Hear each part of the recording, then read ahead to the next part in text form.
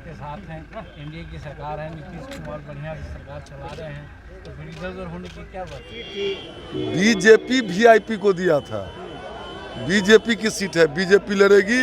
Mail करें या female करें, और ऐसा अगर हुआ है तो दुर्भाग्यपूर्ण बात है, इसके लिए दोनों को महसूस करना चाहिए। देखिए, बिहार के बोचहां में उपचुनाव होने हैं। बोचहां सीट दरअसल विकासल इंसान पार्टी की थी, के पाले में थी। वहां से मुसाफिर पासवान वीआईपी के विधायक थे, लेकिन उनके निधन के बाद ये सीट खाली हुई। अब देखिए, भारतीय जनता पार्टी वहां से उम्मीदवार लगभग तय कर चुका है। बेबी कुमारी वहां से बीजेपी की उम्मीदवार हो सकती हैं। ये मामला काफ़ी तूल पकड़ रहा है। लेकिन देखिए, जीतन राम मांझी हिंदुस्तानी अवाम मोर्चा के राष्ट्रीय अध्यक्ष हैं, बिहार के सीनियर लीडर हैं, बिहार के पूर्व मुख्यमंत्री भी रह चुके हैं। उन्होंने आज साफ कर दिया है और मुकेश सहनी के समर्थन में बयान दिया है। उन्होंने कहा है कि दरअसल वहां से मुसाफिर पासवान वीआईपी के टिकट पर चुनाव लड़े थे, वहां से विधायक चुन के आए, लेकिन अब जब सीट खाली हुआ है तो मुझे लगता है, जीतन राम मांझी ने कहा, कि बोचहां जो है मुसाफिर पासवान के खाली होने के बाद वहां से वीआईपी को ही मिलना चाहिए, वीआईपी ही अपनी उम्मीदवार वहां उतारे। लेकिन बीजेपी इधर कह रहा है, ये खुल के बयान सामने आ रहे हैं। हरिभूषण ठाकुर बीजेपी से विधायक हैं बिस्फी से, उन्होंने कह दिया है कि बीजेपी ही बोचहां सीट से लड़ने जा रही है, क्योंकि बोचहां सीट बीजेपी ही वीआईपी को दी थी, इसलिए इस बार बीजेपी से ही वहां उम्मीदवार दिए जाएंगे। लेकिन इधर विकासशील इंसान पार्टी के सुप्रीमो ने कहा है कि कोई भी कीमत पर बोचहां सीट जो है वो वीआईपी लड़ेगी।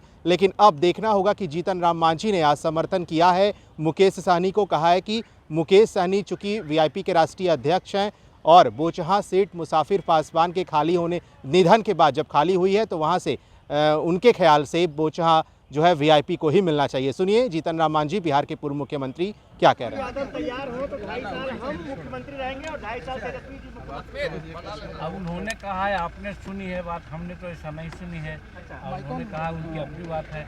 हम लोग वहाँ इनके एनडीए के साथ हैं, एनडीए की सरकार है, नीतीश कुमार बढ़िया सरकार चला रहे हैं, तो फिर इधर उधर होने की क्या बात है?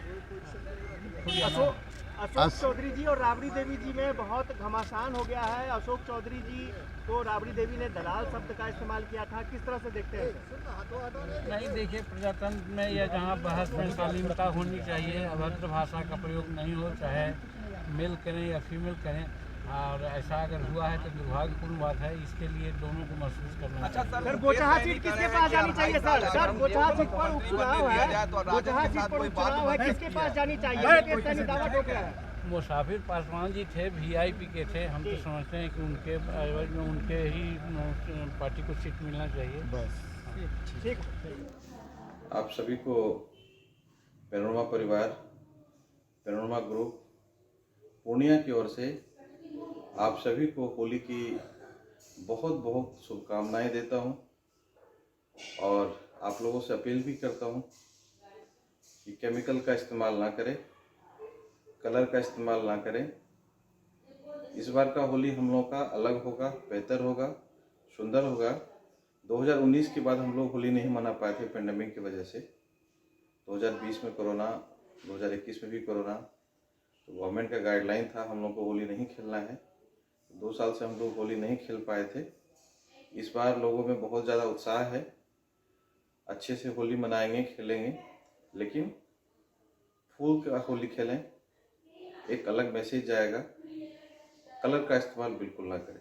आप सभी को पुनः पैनोरमा ग्रुप, पैनोरमा परिवार की तरफ से बहुत बहुत बधाई और धन्यवाद।